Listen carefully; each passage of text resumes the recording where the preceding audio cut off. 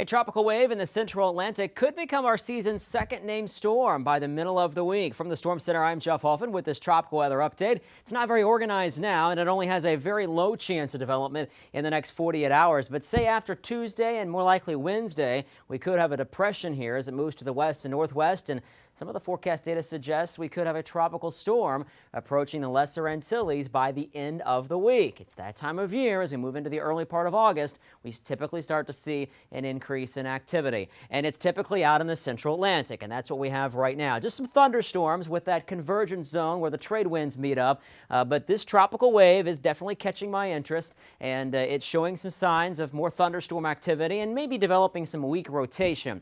All right, looking at the water vapor loop, we certainly have to assess the how saturated the air is, because there's been a lot of dry air in the central Atlantic, and we still have some on the northwest side of this tropical wave, but that likely will be overcome over the next few days. Now, I also want to look at wind shear. Not a lot of it out there, so we certainly have an environment that is becoming more favorable for development. Here's the potential spin up there Wednesday into Thursday as it's moving to the west and northwest. Let me show you a future track with the moisture, and you can see that the atmosphere is moistening up here in the western part of the Atlantic, and here comes our potential tropical depression or storm. There's Thursday into Friday. Now, any projection on its track or strength thereafter, highly uncredible at this point. I will say this, a cold front such as this moving off the coast of Florida would certainly deflect tropical systems from moving in our direction, but there's a lot of time for that to change over the coming days and the coming week. But just a reminder, what I can tell you is that in August, especially early to mid-August, we see a notable increase in tropical activity, so we will keep you updated.